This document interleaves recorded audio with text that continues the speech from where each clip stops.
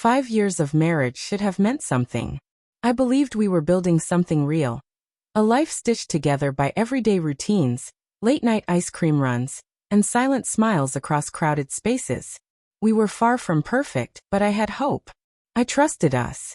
That trust held firm until small things started shifting. Not loud or obvious, just enough to unsettle me. She'd hide her phone when messages came in, giggle quietly like I wasn't around, and her smile. It changed. It didn't reach her eyes anymore. When I asked, she said it was just harmless chatter in a group chat with colleagues. One of them was Daniel. I'd met him once. His handshake was firm, but his eyes lingered on her too long, like he was claiming something that didn't belong to him. The signs kept coming. Her gym times didn't match her check-ins. She came home wearing perfume I didn't recognize, hair too neatly done for a workout. I asked, gently at first. She brushed it off, told me I was imagining things. One night, with irritation in her voice, she said I needed to stop being insecure. I tried. I really did. But doubt is like water behind a wall, quiet and slow at first, then suddenly it's everywhere. The night she told me she was meeting Clara, something in me hesitated. I followed her. I wish I hadn't. Clara never showed up. Instead, she met Daniel at a hotel on the other side of town. I stayed in the car and watched her kiss him, softly, tenderly, like I didn't exist. I could have gone in, confronted her, yelled, demanded answers. But I didn't. I just drove away, stunned, hollow, undone. It wasn't even the betrayal that broke me most. It was how easily she walked away from what we had. As if love was just a garment she could shed when it no longer suited her. Our anniversary was 2 days away. I had made plans, her favorite restaurant, a bottle of wine she adored, and a surprise weekend getaway. None of it mattered anymore. All that remained was silence and sorrow. I woke early that morning while she still slept. Without a word, I left and drove to the flower shop where I'd bought her first bouquet. I could still picture the joy on her face back then. That version of her seemed like someone I'd never really known. I bought 12 red roses.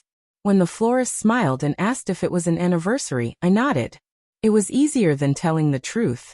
Back home, I sat at the kitchen table where we once blew out birthday candles, and began to write. I wasn't angry. I didn't want revenge. I just wanted her to understand. There was nothing left to fix, only a truth to be spoken. I wrote. I saw it all. There's no explanation that can make this right. These roses aren't a celebration. They're mourning flowers, for the love, the trust, the version of you I believed in. Goodbye. I placed the letter beside the bouquet, packed a small bag, and cleaned up after myself. Then I looked around one last time. The place we built together no longer felt like home. It felt like a stage after the final curtain call. Empty chairs, no applause, only stillness. I left the keys on the counter and walked out. No anger. No shouting. Just quiet closure. I didn't text her. Didn't call.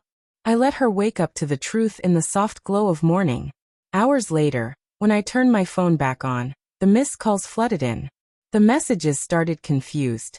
Where are you? Then frantic. Please come back, talk to me. Then nothing. Just the silence that settles when denial breaks. Her sister reached out. Said she hadn't eaten. Just sat there crying after reading the letter. But I didn't respond. What could I say? I had given her something rare, real, enduring love. And she gambled it away for a passing thrill. Days went by. I stayed with a friend for a while, tried to breathe again. Slowly, peace found its way back to me.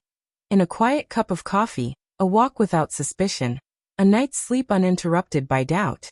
Healing was slow, but it was honest.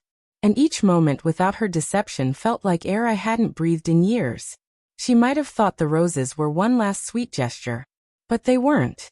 They were flowers for a funeral. The end of everything she threw away. And that letter? It was the eulogy of a love that deserved so much more.